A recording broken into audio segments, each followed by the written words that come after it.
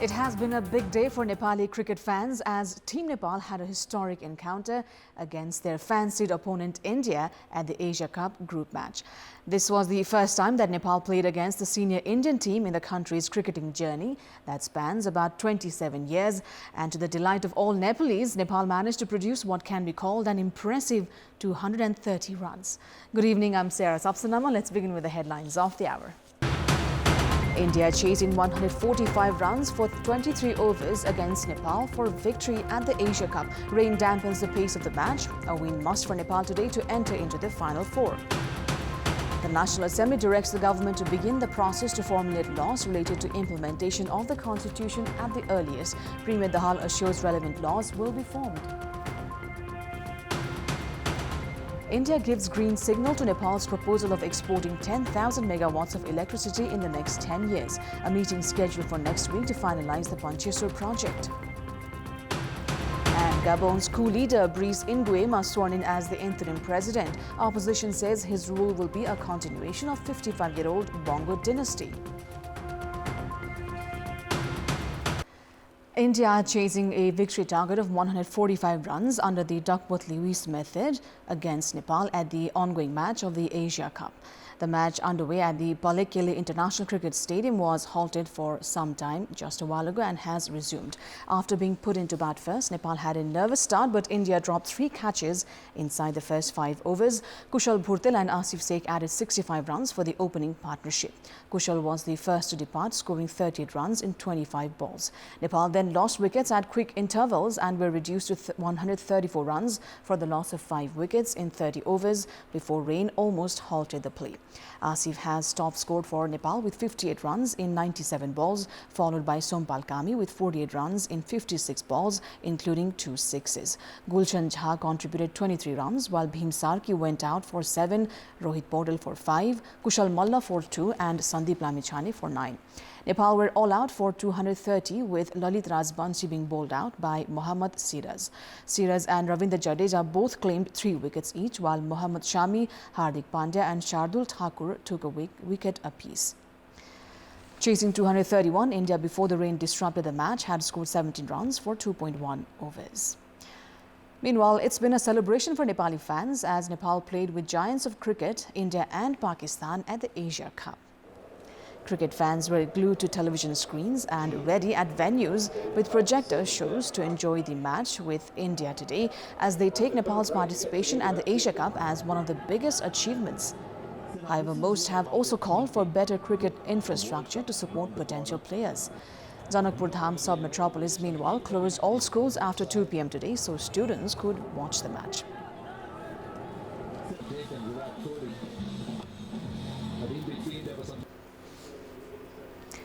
Hearing at a full bench of the Supreme Court on the writ filed against the procedure used by Koshi Province, Chief Minister Uddhav Thapa to receive the vote of confidence has concluded for the day.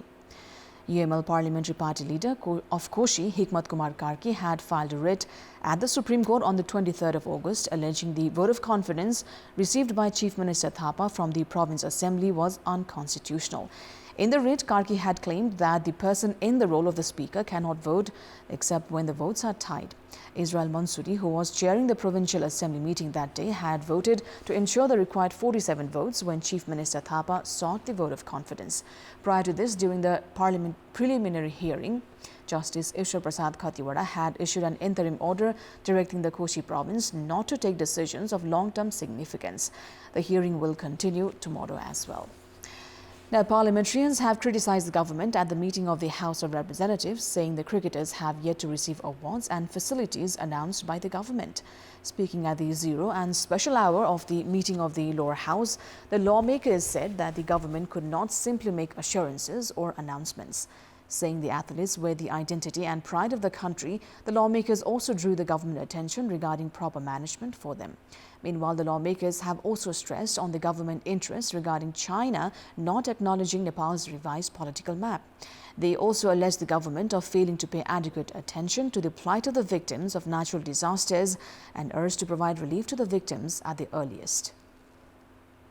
The National Assembly has directed the government to proceed with formulation of laws for effective implementation of the Constitution.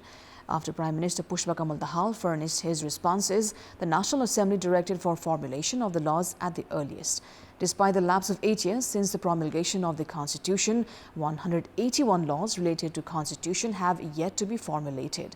Premier Dahal has said that laws would be formulated on the basis of priority. He informed that the Federal Civil Service Bill would be endorsed by tomorrow's meeting of the Council of Ministers and then would be presented at the Parliament.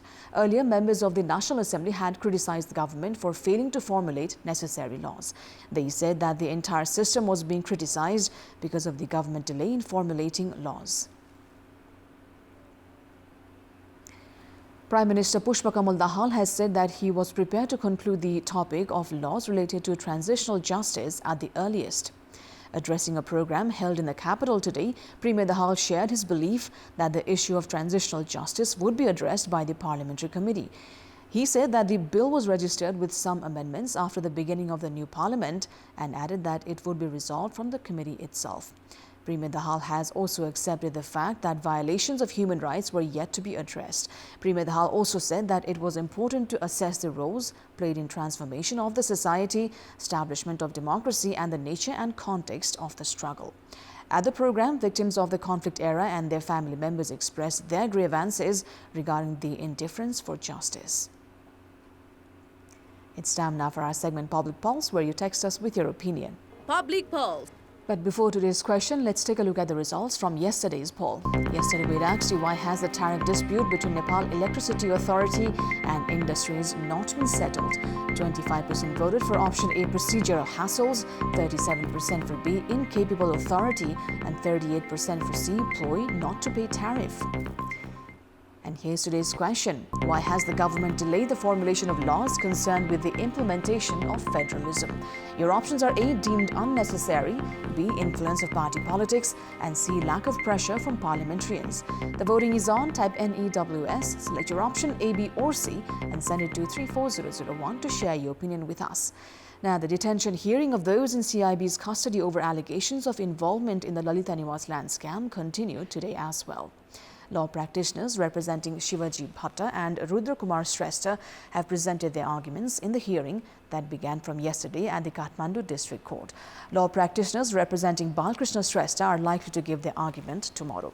The hearing is being looked at by the bench of Judge Bholanath Dhakal. The CIB had arrested 18 in connection with the scam. The District Government Attorney Office has filed case against 310 individuals, 21 of whom are deceased. Minister for Culture, Tourism and Civil Aviation, Sudan Kirati, has said that decades-old laws related to tourism could not address the need of the hour. Addressing the meeting of the International Relations Committee in Singadarwar, Minister Kirati said that the laws formulated 35 years ago had to be amended. He also called for discussions on the priorities of the tourism sector.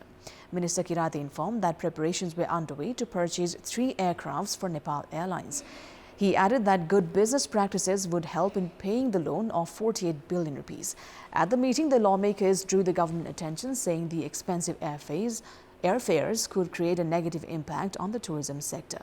The lawmakers also sought answers from the government regarding the appointment of a disputed individual at the position of the vice chairperson of the Lumbini Development Trust. The government had appointed Larkyal Lama as the vice chair of the trust last month. In our Public Voice segment, today we've asked people in several provinces what should be done to maintain road discipline. Let's take a look at what they had to say.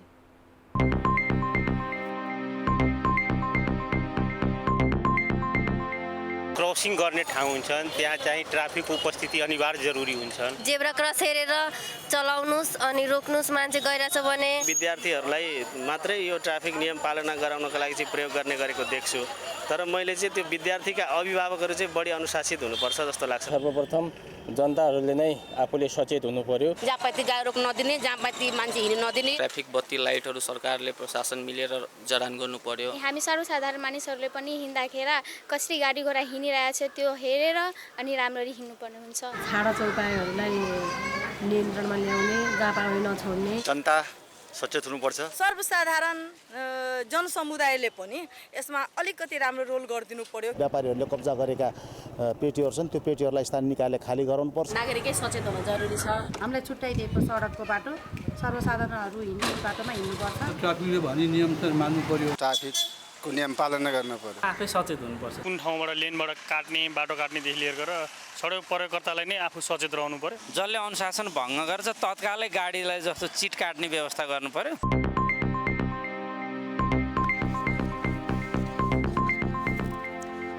The Indian embassy in Kathmandu has informed Nepal government that the southern neighbor has approved of Nepal's proposal to export 10,000 megawatts of electricity in 10 years.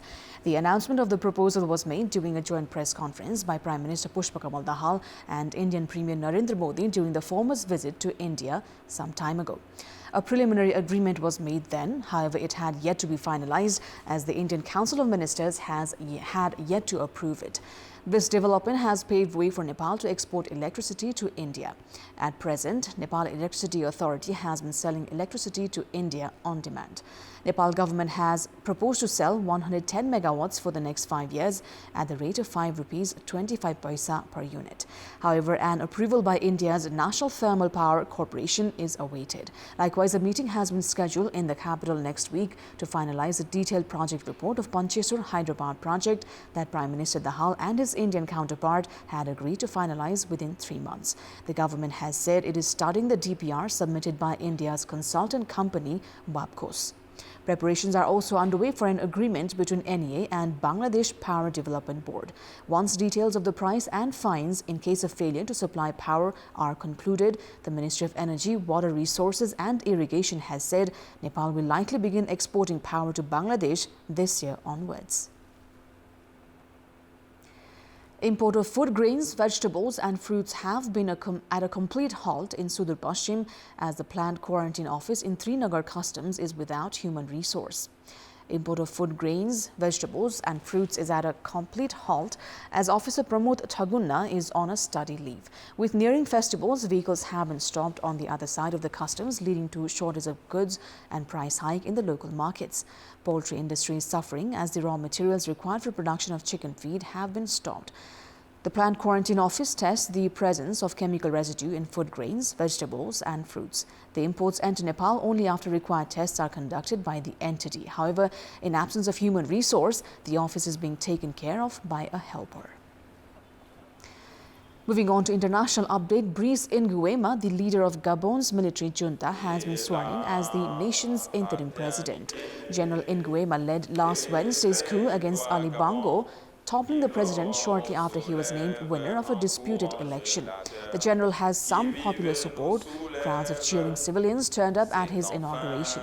However, there are concerns General Nguema's rule will be a continuation of the 55-year-old Bongo dynasty. Ali Bongo's father, Omar, was in power for 41 years before he died in 2009 and was succeeded by his son. The general spent most of his career in the Bongo's inner circle and is even thought to be Ali Bongo's cousin. They also warned that the military shows no sign of handing back power. Gabon is the 6th francophone country to fall under military rule in the last 3 years, as former colonial power France struggles to maintain its influence on the continent. Gabon been suspended from the African Union following the coup, which has been condemned by the UN and France.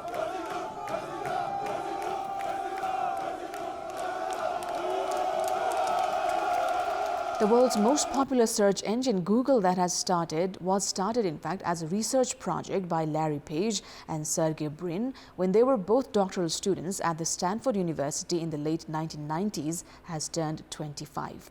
Working from their dorm rooms, the two developed a new algorithm for search engines that ranked websites based on the number of other websites that linked to them, which they call PageRank. This algorithm proved to be much more effective than the existing algorithms, and Google quickly became the most popular search engine on the web. As of last month, Google had a global market share of about 92%. Its nearest competitor, Bing, held about 3% market share, followed by Yahoo at just over 1%. According to Al Jazeera report, the most popular search category was that of people, celebrities or politicians, with 38% of all appearances. Sports news. Nepal have progressed to the semi-final round of the ICC Women's T20 World Cup qualifier, following a 9-wicket win over Qatar. National football team was bade farewell today for the 2 friendlies they will be playing against Myanmar on the 8th and 11th of September. Head coach Vincenzo Alberto Anis had left out 3 senior players for the friendlies, including Devendra Tamang, who failed to attend camp. Another player, Bimal Gharti-Magar, is on leave, having married recently. For the upcoming friendlies, 11 changes have been made to the team that had played the SAF Championship. The team this time includes captain Kiran Kumar Limbu, defender Rohit Chand and forward Manish Tangi. 7 new players have been included. Chiring Lama, Ashish Gurung, Anjan Rai, Utsav Rai, Dinesh Henjan, Jiles Bijang Karki and Hisabu Thapalia are in the team. Hisub Thapalia are in the team. The other players in the team are Deep Karki, Abhishesh Barao, Sunny Shrestha, Ananta Tamang, Eric Vista, Sudeep Gurung, Lakien Limbu, Awas Lamachane, Kritish Ratna Chanju, Ayush Kalan, Naik Shrestha, Anjan Bishta and Ashish Chaudhary. Meanwhile, speaking at the press conference ahead of embarking on the journey, head coach Anise expressed grievance that most players in the national team tend to go abroad. Now, before wrapping up, here's a look at the top stories once again. And that is all for the moment. Thank you for watching. Good night.